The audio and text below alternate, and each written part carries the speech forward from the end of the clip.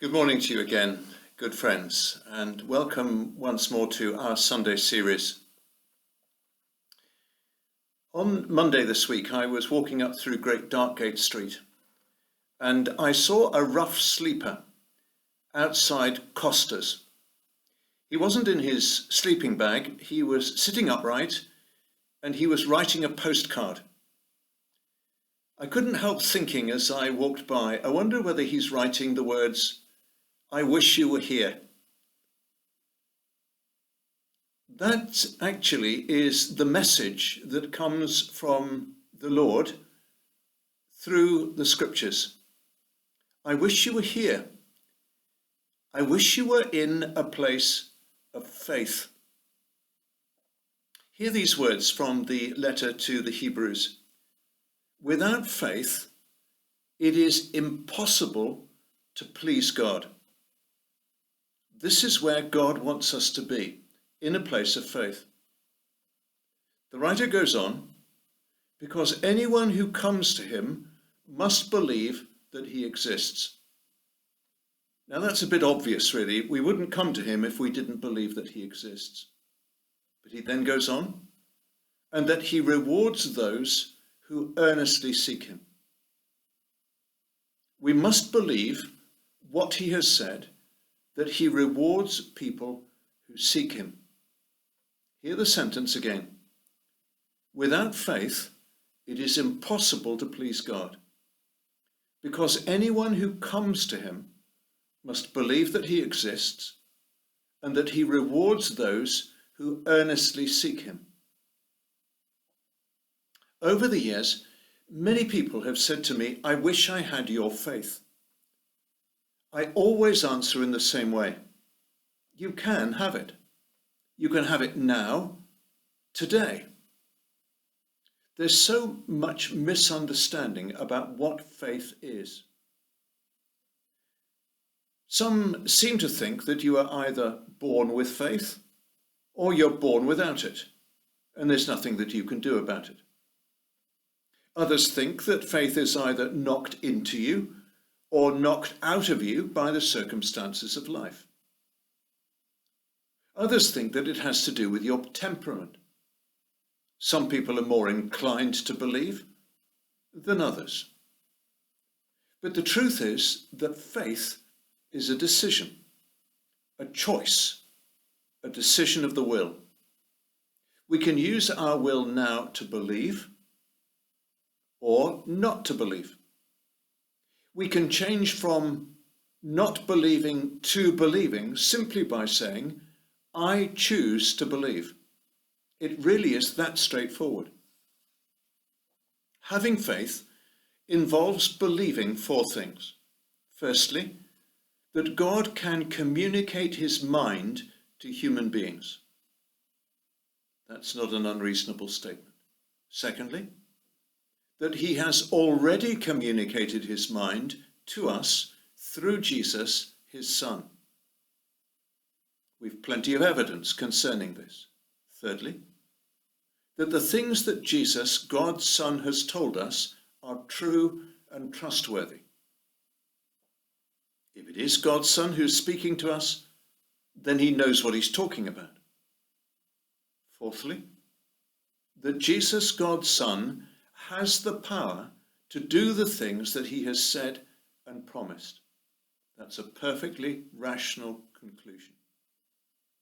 So, when Jesus says, whoever comes to me, I will never drive away, I choose to believe that.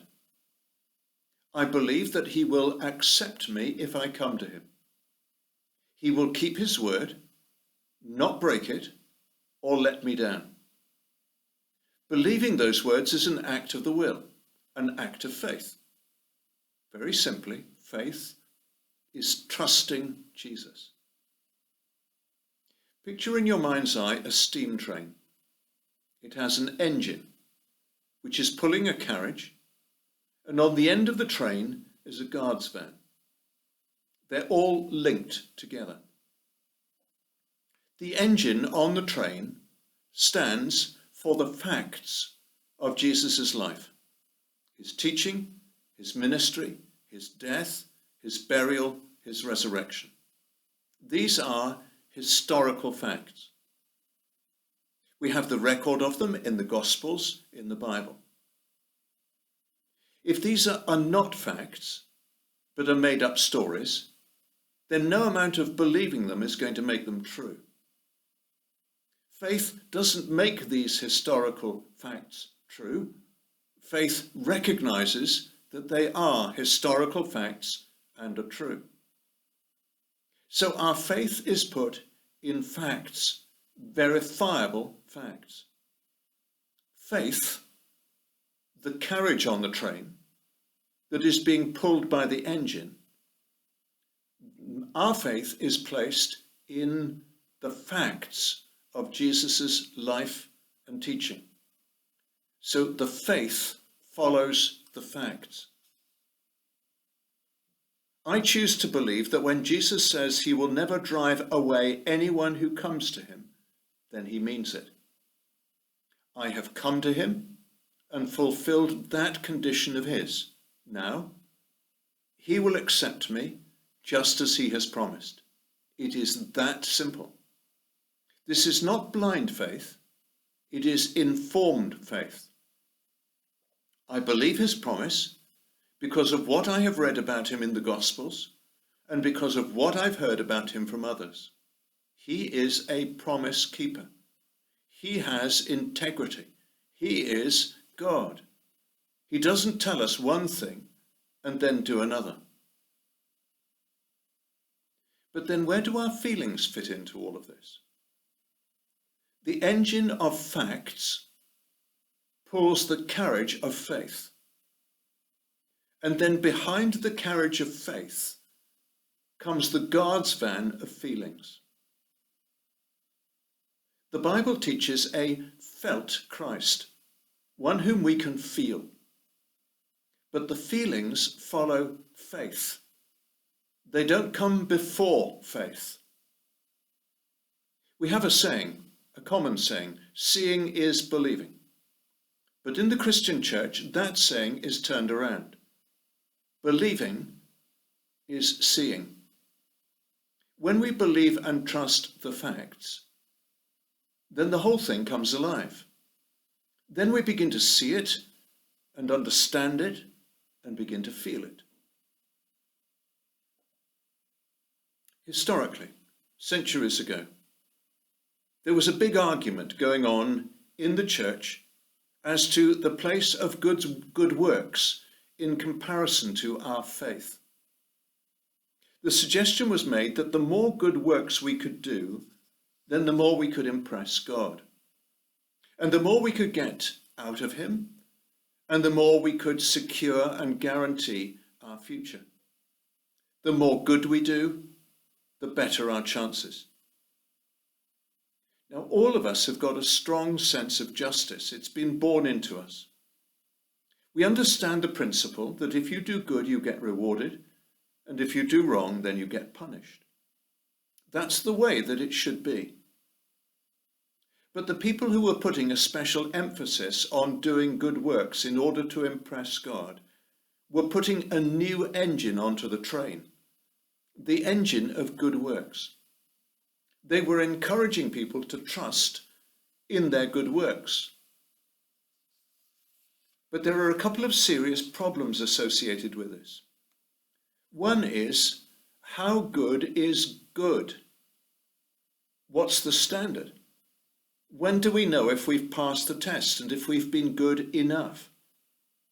If we're trusting our good works, then we're going to live with permanent insecurity, never sure if we've done enough to please God.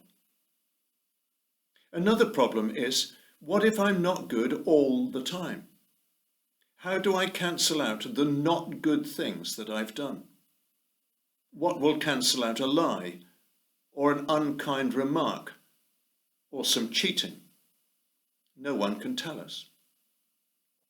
It's for this reason that the Bible tells us that faith alone is what we need. What did we hear earlier on?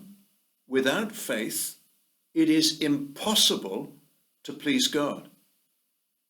There is a place for our good works, and they are attached to the train, but they are another carriage linked on at the back behind the guard's van. The good works we do are not intended to impress God, but instead are a response to his love towards us. The Apostle Paul put it like this: Christ's love compels us. Those who live should no longer live for themselves, but for him who died for them and was raised again. Good works follow faith, and there should be lots of them. If they aren't in evidence in our lives, then it would be a fair question to ask, what kind of faith do you have? Engine, carriage, guard's van, carriage, all linked together. Facts, faith in the facts, feelings that follow. Good works, all linked together. That's the order of things, and that's the gospel train. Is that the way that it is for you?